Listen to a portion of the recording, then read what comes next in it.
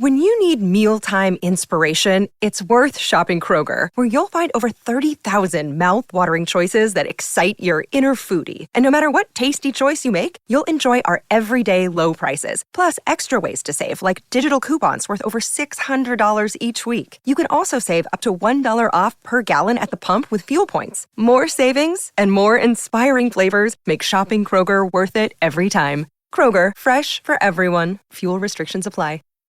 When you need mealtime inspiration, it's worth shopping Kroger, where you'll find over 30,000 mouth-watering choices that excite your inner foodie. And no matter what tasty choice you make, you'll enjoy our everyday low prices, plus extra ways to save, like digital coupons worth over $600 each week. You can also save up to $1 off per gallon at the pump with fuel points. More savings and more inspiring flavors make shopping Kroger worth it every time. Kroger, fresh for everyone. Fuel restrictions apply.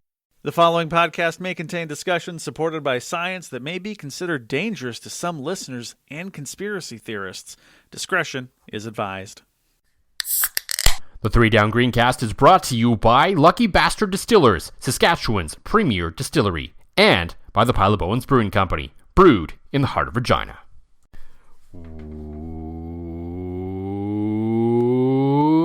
Welcome to the Three Down Greencast. You are listening to the internet's only dog fundraising podcast through good measures. I don't really know. I'm Joel Gasson with John Fraser as usual. Plenty to get to as all these games early in weeks are really throwing me off because once again it feels like ages ago since the Saskatchewan Roughriders played a game and we're recording this podcast. Well, certainly. I had to go back and read Good, Bad, and Dumb again while we were discussing what we were going to talk about on this pod. It's been so long since they've played that the Riders actually get to practice 4 times this week. They basically got a bye week in between here in Labor Day. They played Thursday night in Toronto, lost in very ugly fashion. It was not a blowout. It was a very close game. A game they could have won nonetheless, but did not deserve to win because it was a performance from the offense that I would say would even make previous editions of this team blush.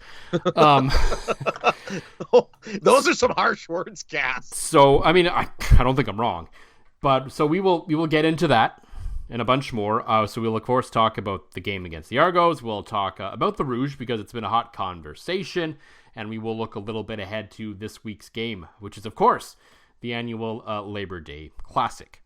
Yes. But so we can expect a angry Fraser rant next week's episode. Maybe. But at what point does it just sort of like settle in that you stop being angry about it and it's just becomes apathy, right? Because every fan reaches that point, do they not? I mean, in fairness, with the Labor Day Classic, that's the Bombers could be undefeated right now on the Riders winless, and you'd still be expecting to lose this game. Oh, 100%. Yeah, my apathy. See, now what it comes down to is how they lose. Like last year when we lost and Zach was bad, I'm like, hey, I'm frustrated because Drew Brown is clearly the better quarterback, right? And we couldn't stop Jake the Legend Dolegala. So I'm generally apathetic to a Labor Day loss, but you still want to see your club win, especially now that it is a battle for first place in the West. And in exactly the way everyone drew it up, too. Oh, totally. 2 teams at or below 500 coming into Mosaic Stadium on Labor Day Sunday with first place in the West on the line by only a single point. Yeah. I mean, hey, we'll probably get into it a little later, but I actually asked the question to Dan Plaster this week. Yeah. And I may have to actually ask Rob Vanstone this question to get the actual answer. When was the last time the Labor Day Classic has featured both of these teams kind of being mid? Yeah. Right? Like usually we've seen in renditions where both teams are good, one team's good, one team's shit, both teams are good, both teams are shit. When have we kind of seen where they both kind of been in the middle of the road? It hasn't really been in my time covering this team. I don't even think it's been in my because the Bombers were really good in the early 2000s and then really bad in the mid 2000s, so the Riders picked it up. And then same thing, we were really good, the Riders were bad. Yeah, this is the first time that I'm like digging into the Bombers. Oh yeah, there we've got. Okay, I've got like the team records. I'm trying to Google up quick team records because we fairly, you and I know Winnipeg or Saskatchewan's records basically off the top of our head. I'm trying to think the last time. Here we go. Yeah, because the Riders are bad for a lot of years. Mm-hmm. They've kind of swapped back and forth being bad, or they're both kind of good. Yeah, because or they're both bad, which happens sometimes. Which would have been like the late '90s. Both teams weren't very good. The early '90s, the Bombers were good. Maybe the late '80s. Yeah. Anyways, you start talking about the Open here, and I'm going to look up the Riders' records because now I'm genuinely fascinated. So, with of course Labor Day weekend in mind, you may remember last year and this year is Trans-Canada Brewing in Winnipeg. Great made beers. the Saskatchewan Great dozen beers. with a 13 Pilsners. They're doing it again this year. But I haven't actually tried the beer. You said it was good. The case itself is fantastic enough. Comes with the penalty flag, the whole thing. It's great. Something is going around Regina right now, and not in illness or anything, but that I think is pretty great as well. And it's something we're talking about. We're giving a little bit of plug to. I said this to you earlier today. Yes. I saw something about it briefly on the weekend. Like, I thought I saw something like the sign on someone's lawn, and I was like, oh, that's weird. Why would that person have that on their lawn? Right. And then I saw the post actually from Bright Eyes Dog Rescue here in Regina the other day, where they have started to what they've called bomb people's yards with a sign that says "Home of the Winnipeg Blue Bombers' biggest fan." I love it. So it's like blue. It's got the gold stripe in the middle and the W and the whole thing, just so you know, because podcasting is a visual medium.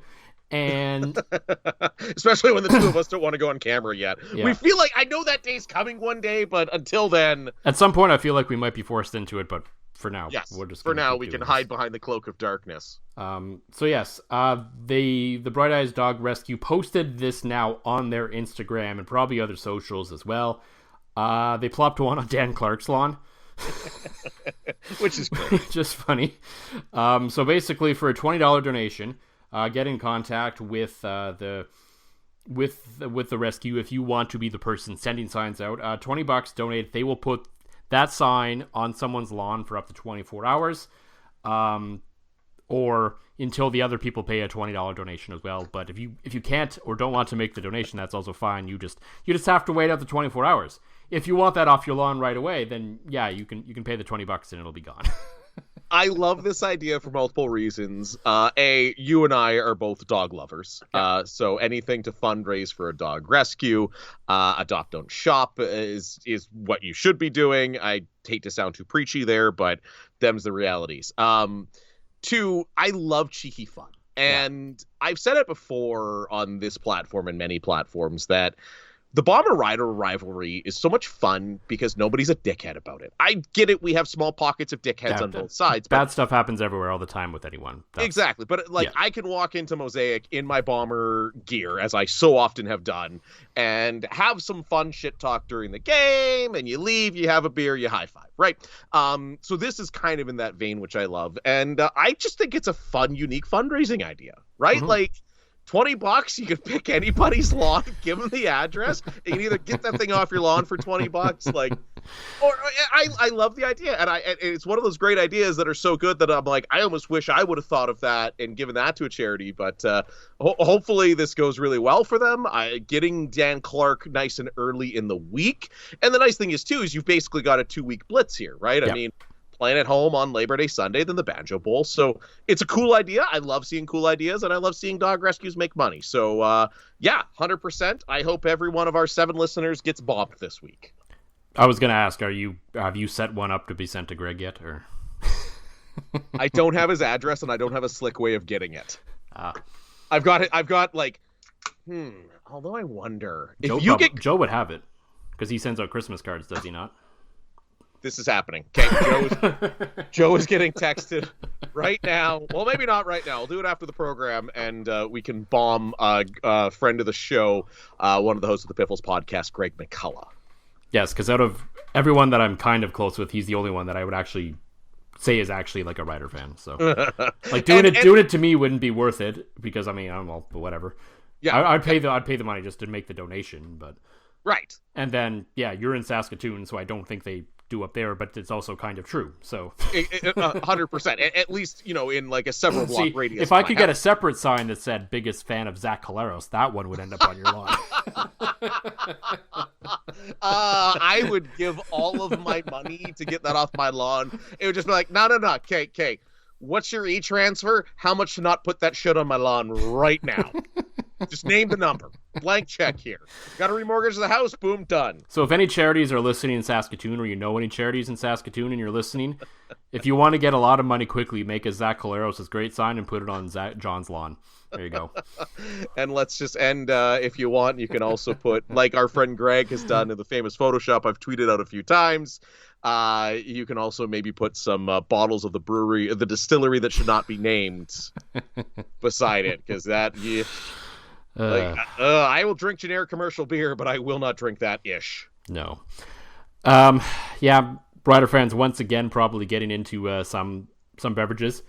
After last week's game against the Toronto Argonauts, probably their most offensive performance yet, and not in a good way, obviously, as the offense really just was completely ineffective in a way that we have not seen in a little bit of while here in Saskatchewan. A little bit of Tino Sinceri era vibes. Yeah, so we will get into that and more. But as always, John, for the Pile of Bones Brewing Company, what is in the glass this week? Well, I normally go to Sobeys Liquor on my way home from work, but I had to go I was out and about, went to the Co-op liquor store. And I hope I don't get anybody fired by doing this, but I walked in and I was like, I need a 4-pack for the weekend. I'm doing some work outside. And they had accidentally priced the double white IPA from Pile of Bones as the single white IPA from Pile of Bones. So I took advantage of this faux pas. It was like the IKEA commercial, start the car! Mm-hmm. And left with those. But then the sadder part of the story is I drank them all, so now I'm having shitty commercial beer because that's all that's left in my fridge right now. Because it was... This is a real trend lately. Yeah, it's the summer. You get outside. Like yesterday, I spontaneously decided to clean my kid's pool because it looked like a science experiment. It only makes it stronger. It's fine. Yeah. No, it was bad. I couldn't tell if it was from the bleach I was working with most of the day or from the actual ick in the pool. But I had like itchy ankles and needed to have an extra shower last night. So beers were consumed. Had to make sure my immune system was ready to kill whatever attacked it. Fair enough. For me, picked up from 9 Mile Legacy Brewing. Friends up there in Saskatoon. That is their Longview Pilsner. Oh, so good. One of my absolute favorite beers that tastes like beer. So if that's your thing, I would highly recommend, especially because it's currently $5 off until Thursday morning at Sobeys Liquor this week. So fantastic. And that's what I'm going to plug because you're still on paternal leave. To answer the mid question. Yep. As I have been multitasking, the closest I can find is in 1977. I remember it well. The Bombers were, I was only -9. Back when 'twas nothing but a sparkle in Gerald Fraser's eye. In 1977, the Riders were 8-8, and the Blue Bombers were 10-6. And I kid you not, that's real. Everything after that, both teams have been bad, or one team has been very good. Yeah, it's like freakishly remarkable how not a single season even comes close. It is my mind is now a little blown right now. I figured it'd been a while. I didn't think it would actually before either of us were born. That is pretty wild. That is the closest we get. Because every other I'm looking for basically by good, obviously well above 500. By mid, I'm looking for close to 500, and I don't have the breakdown of what that season was. Maybe our former playing partner Glenn can help us out with that. One of our 7 listeners. Looks like that was the last time that both teams were mid, as the kids would say. It was not a mid performance for the Saskatchewan Roughriders last Thursday, as they went to Toronto and faced Chad Kelly, boo, and the Toronto Argonauts. And it looked like it was going to be a pretty good game.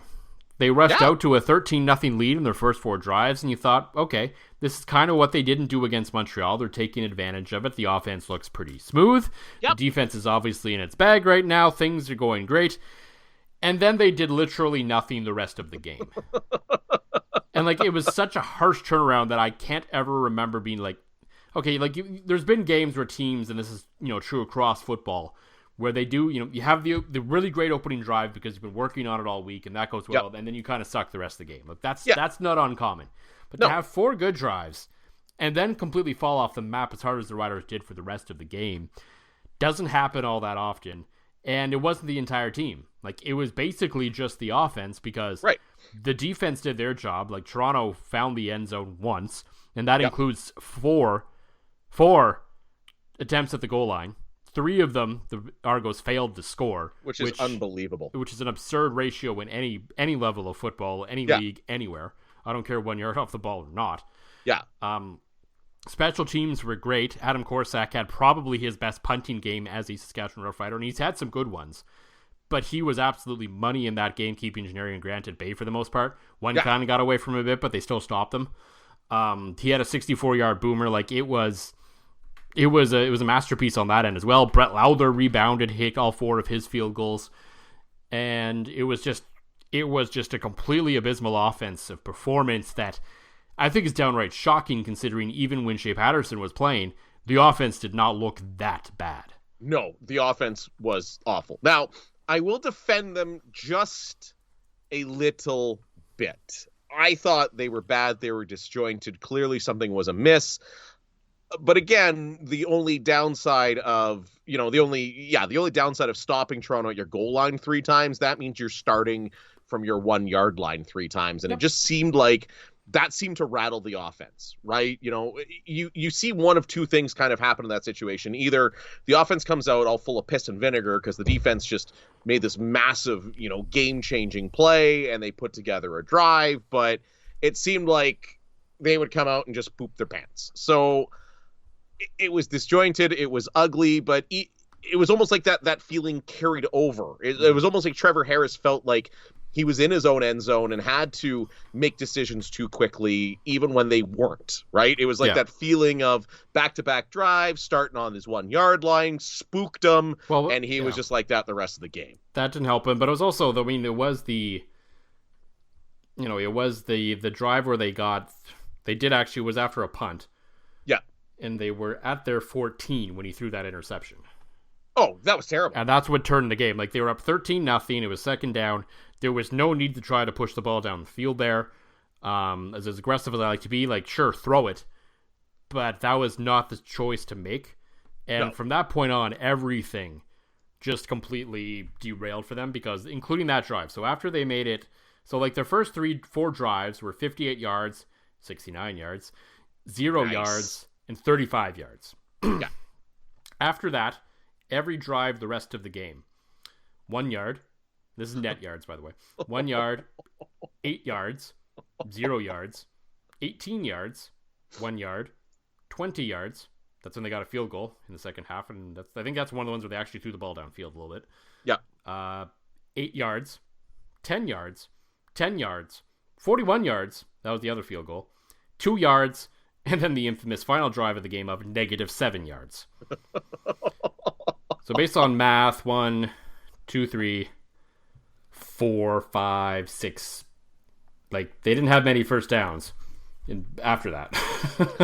No, or any net yardage at all. That's like, it kind of sounds like... It was 112 yards net, I believe I said in the piece, after those 4 drives. Wow. So they basically were able to go down the length of the field once after that.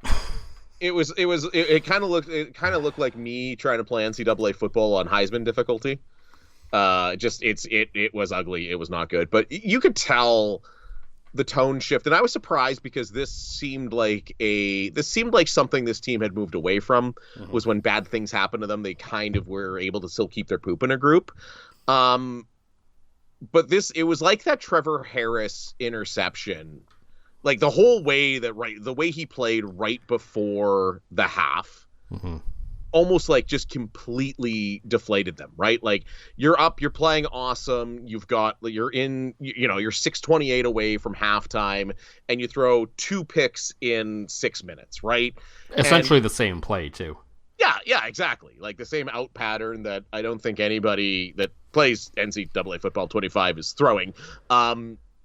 to see it happen twice, you could tell it was deflating, which we haven't seen out of this team a lot this year. We did see it in years prior, so that surprised me a bit. But with both those coming so close to halftime, like, you can't be making those mistakes at half. Like, you go from, heading into the room with a lead to now all of a sudden it's tied and you feel like you've been punched in the mouth and you bleed your own blood, and it's not a good feeling, right?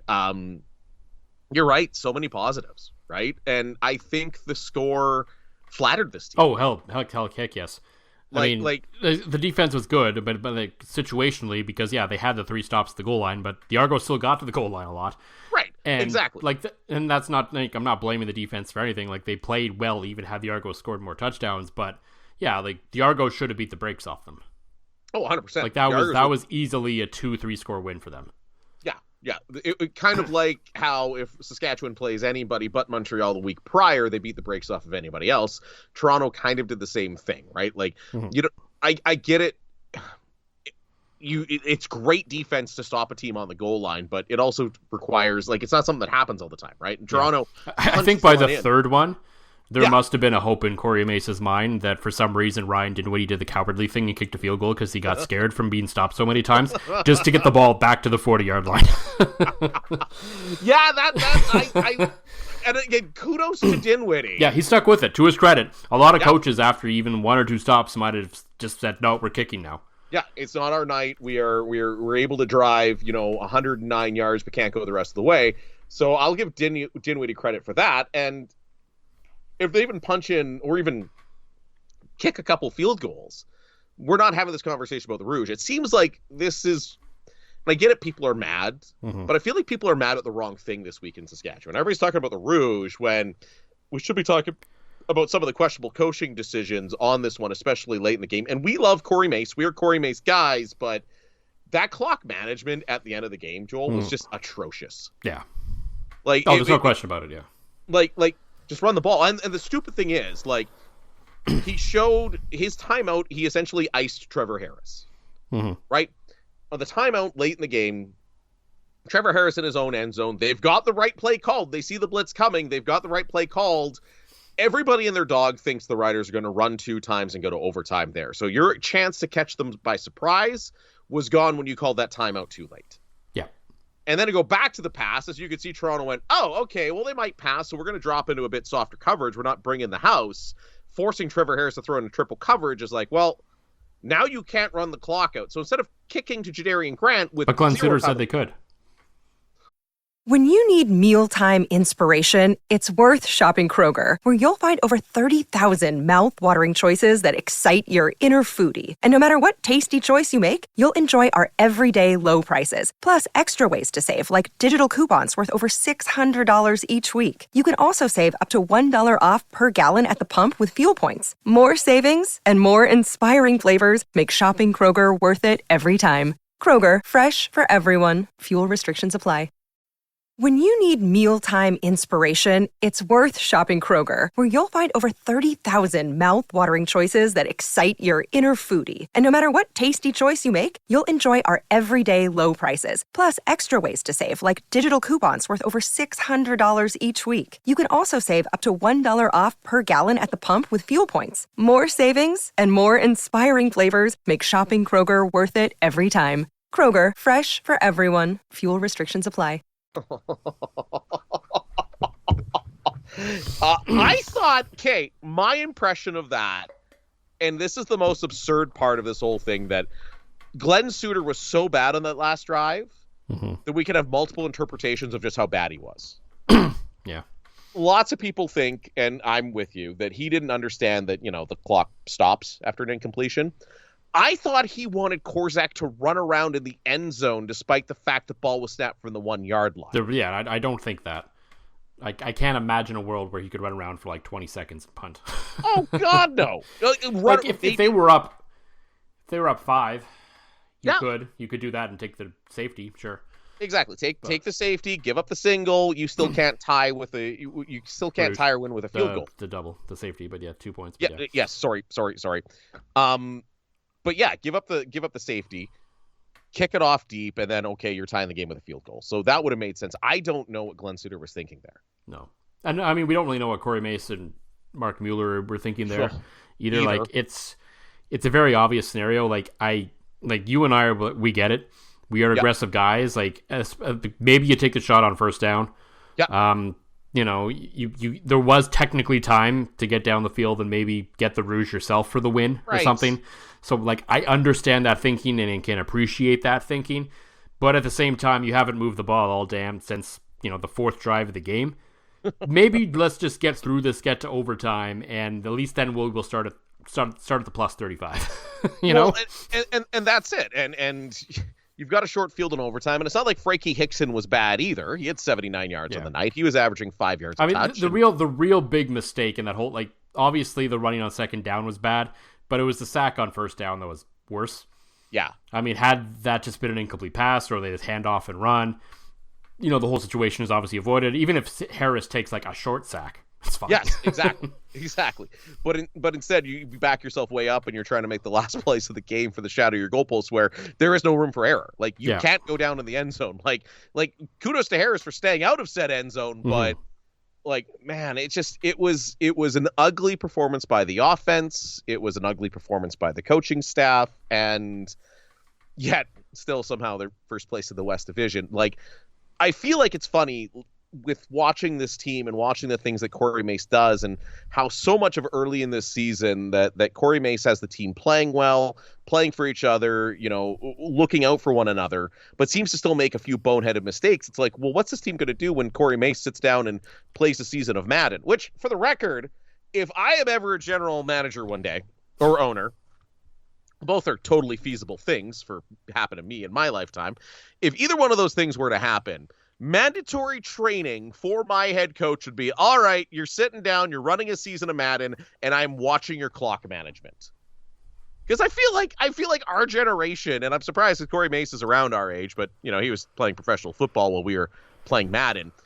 I just feel like we all know clock management because we've all played Madden our whole lives. Maybe. I don't know. It was, weird things happen in moments, I suppose. We're not on the sidelines. We're not in the booth. You get caught in weird worlds, I guess, sometimes. And, this is not to say that we're discouraged by Corey Mace or Mark Mueller at this point. I think they both are still great. They have great potential. This is just clearly a learning moment for them and a self-scouting moment for them. And it'll be important to see whether they learn from this going forward because, to his credit, I think he sort of saw what he did the week before against Montreal with not taking those top opportunities in 3rd and 1. And he went for every single 3rd and 1 this time. Yes. So I think Corey Mace is a guy who learns from his mistakes, and I expect, unless execution is off, for them not to make a similar mistake again. No, absolutely. I would 100% agree with you. But it's just funny, though. Like, you can tell how well liked that Mace is here in the province, Mace and Mueller, because all the discourse on social media was about the Rouge. Yeah. Well, and in fairness, part of that is because it got carried out throughout the country. It wasn't just Rider fans talking about it. There was a lot of discourse both ways about this. It catches attention south of the border, some of it positive, some of it negative. It gets all over the place whenever a game is decided on a rouge on a missed field goal. And it always kind of fires up the discussion a little bit about should there, when and where should the rouge be applied. There are people out there who believe the rouge should not exist at all. They are wrong. I will fight you to the death, those people. Yeah, the rouge should. But there is an argument to be made, I think. And we're not just saying this because the Riders lost. The Riders, as we said, fully deserve to lose that game. They should have lost like 42-10. So yes. Just it's inconsequential to what happened in that game. Had it gone the other way around and the Riders won on that rouge, I'd still feel the same. I would agree. It's not necessarily a hill I'm willing to die. It's like I'm not banging the table saying this is a change that absolutely needs to be made, because I think whenever a game is decided on a missed field goal, rouge in the dying set, and like literally the last seconds of the game does not happen all that often. No. So I don't think it's necessarily like a panic. This has to be like addressed with immediately once the season's over. But it is a conversation that is still worth talking about in terms of should there be a rouge applied when the ball just sails completely out of the end zone. And I would argue that no. Like, I think like a safety, like a rouge in basically every other scenario, unless you can like hammer a kickoff right through the end zone, which, okay, at that point you've earned a point because you kicked a ball like 100 yards. Agreed. At that point, sure. But otherwise, basically every other, way the Rouge is scored involves the ball landing in the ground, or at least somewhere. No, absolutely. And I don't think there's any, it's funny that like you watch the people, especially south of the border, that are talking about the Rouge and their lack of knowledge on it, right? Mm-hmm. Everybody sees, they get a point for a missed field goal. You get a point for failing participation trophy and all that bullshit. But you're right. Every other way it's scored is actually encouraging offense or creativity or, good play on special teams. You're literally being punished for not running the ball out of the end zone on a kickoff, a punt, a missed field goal, whatever. So I'm like you. I don't like it on the exact situation that happened in Toronto where Haralahu kicks it through the end zone but misses. I don't like it there. Kickoff. He didn't even really care if he made the field goal. It's clear he was just kicking that as hard as he could. 100%. Fair game. That's the rules as they state right now. So that's 100% what he should do. Just don't hit the upright, and he almost did. Yeah, exactly. Yeah, he was in this weird spot where it's like you either put it through or put it through the goalposts, and almost went doink, which would have been the ultimate disaster. So. I want it to stay. I've been saying this for years and years and years. Every time this comes up, let it stay. But I would be very much okay with, in that exact situation, you kick it. Even if you wanted to make it something like there's no Rouge in the fourth quarter or something. Yeah, there are people who have said after the 3-minute warning, you can't win the game on a Rouge, basically.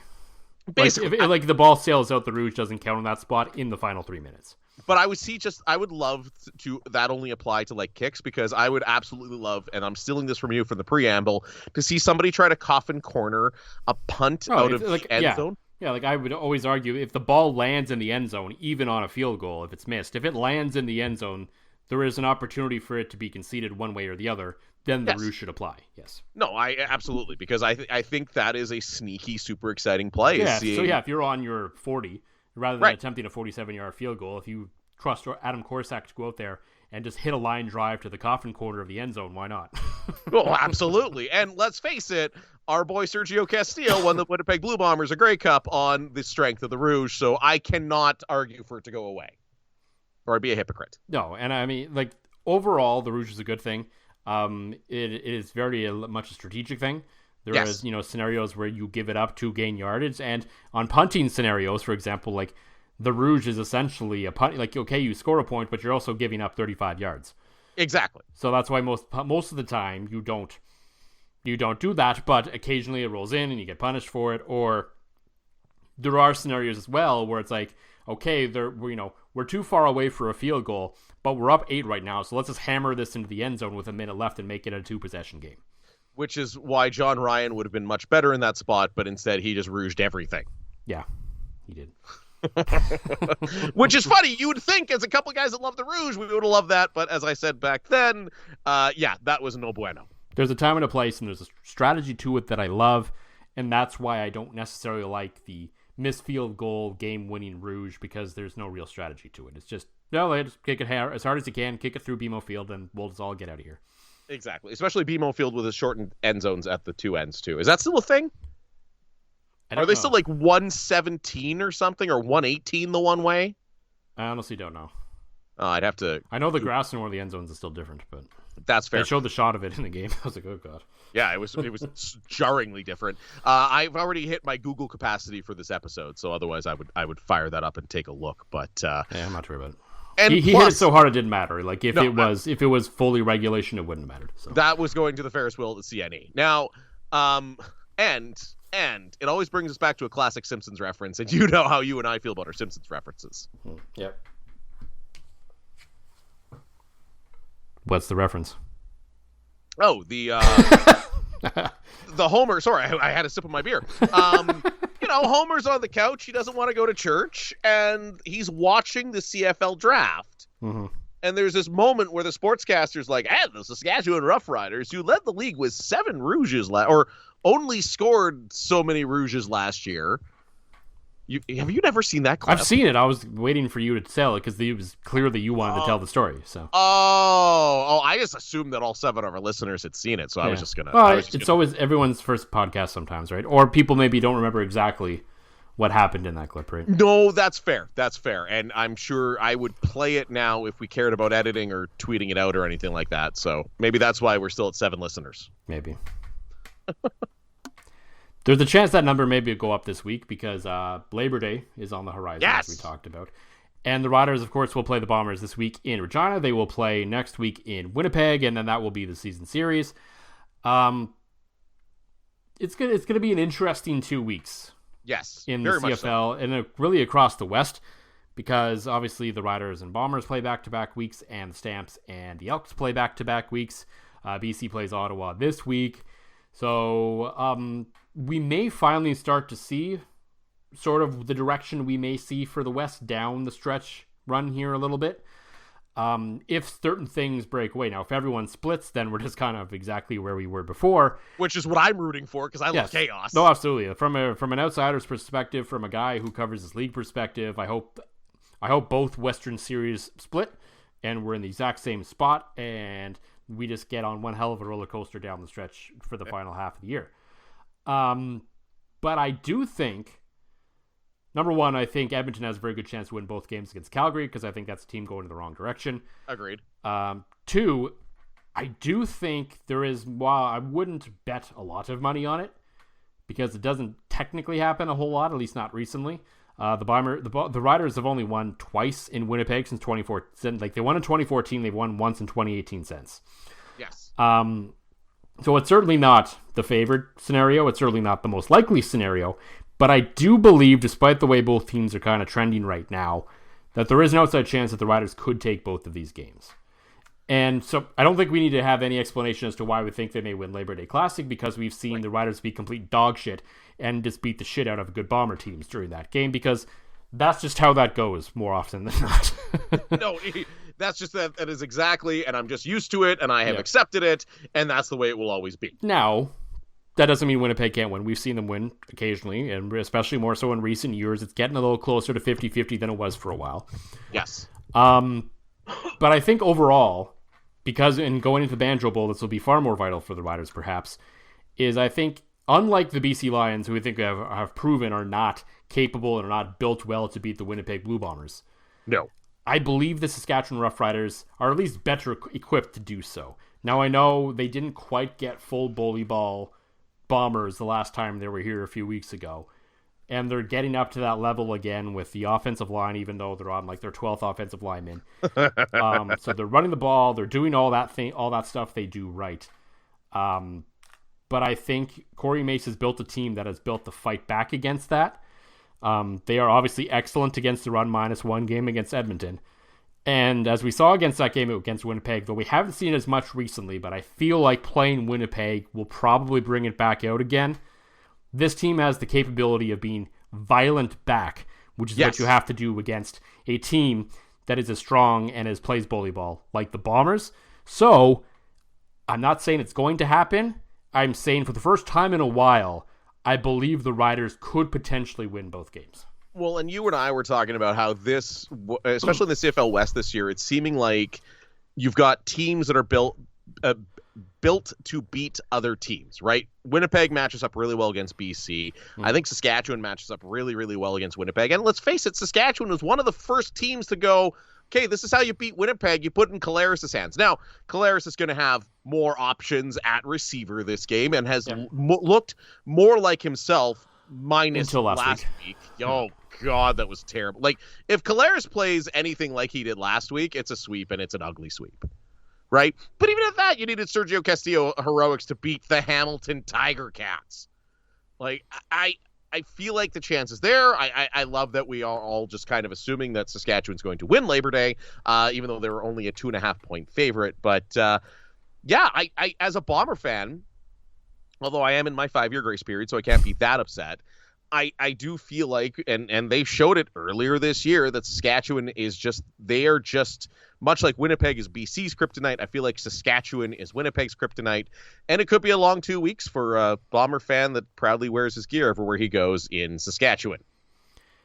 Yeah, I think at the very least, I mean, I don't think Winnipeg, even if when they play at their best, has the offense to like blow the doors off the Riders like we've seen in the Banjo Bowl for the last number of years, a number of times. Like there's been a few 40 and 50 burgers on there the last few years. There's been some big ones, yeah. Yeah, I don't, there would have to be, the defense would probably have to score at least 2 or 3 times for that to happen. So I think it'll be close, which will give the Riders a chance to win. Now, I mean, Winnipeg is certainly improving. They are a far better team than they were last time these two teams played. But yeah, I'm not ready to rule it out. And if the Riders can win both, I think they'll be sitting pretty because, I mean, BC, even if they kind of get their offense going a bit, that defense is terrible. Yeah, they are. They've obviously already locked, not that the season series matters anymore because they have the tie in their repertoire, but they'll be enough up on the Bombers that there's some good space there. Edmonton's kind of okay. Like they have the offense to operate and do some things sometimes, but their defense is still kind of mess, so they're beatable. Calgary, as you said, I think is going backwards. So as long as things break around them the right way, this could change in a hurry.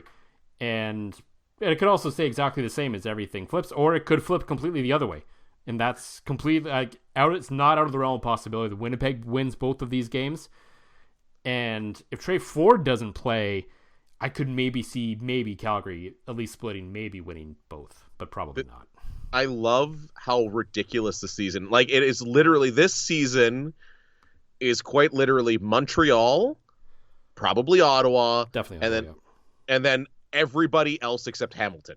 Yeah, right now Toronto's the clear 3, I think, but yeah, that can certainly change in an instant around here the way things are going. But even just like quickly glancing at like points for, points against, which I've always thought is a pretty good indicator of who's good and who's bad. Toronto isn't really excelling in either way. I mean, they're kind of average. Meanwhile, you've got like Edmonton's over 300 points this year, but have given up 300 points. Hamilton has given up 360 points in 11 games. Woof. Yeah. That's real bad. So I love, like, my favorite seasons are when everything is just chaos. And it's funny seeing now, and I know it's all being said tongue in cheek now that the East is better than the West, that everybody's going, oh yeah, better go ahead and unify those standings now because the East is so much better than the West in this year. So, I mean, had they done that, it would have been true. Like, I have no problem with that. The only thing I'm really upset about is that Hamilton can't get their shit together enough to cross over finally. Wouldn't that have been sweet? But I am like, listen, and this comes from my experience with the NLL, that 100% the unified standings were awesome. Every game meant a little bit more, right? I get it. You don't have a long season in the CFL, just like you don't have a long season in pro lacrosse, but every game meant more because it wasn't like, we lost to, I mean, Saskatchewan's losses aren't anywhere near as bad because they were against the last 2 in the tie, were against Eastern Division teams, hence why they're still first place in the West. So I would love to see unified standings. I'm, abandoned tradition except unified standings as much as I love the Rouge. So I'd like to see it go that way. But until then, chaos reigns, and I, for one, am here for it. Yes. Yes. When you need mealtime inspiration, it's worth shopping Kroger, where you'll find over 30,000 mouth-watering choices that excite your inner foodie. And no matter what tasty choice you make, you'll enjoy our everyday low prices, plus extra ways to save, like digital coupons worth over $600 each week. You can also save up to $1 off per gallon at the pump with fuel points. More savings and more inspiring flavors make shopping Kroger worth it every time. Kroger, fresh for everyone. Fuel restrictions apply. When you need mealtime inspiration, it's worth shopping Kroger, where you'll find over 30,000 mouth-watering choices that excite your inner foodie. And no matter what tasty choice you make, you'll enjoy our everyday low prices, plus extra ways to save, like digital coupons worth over $600 each week. You can also save up to $1 off per gallon at the pump with fuel points. More savings and more inspiring flavors make shopping Kroger worth it every time. Kroger, fresh for everyone. Fuel restrictions apply.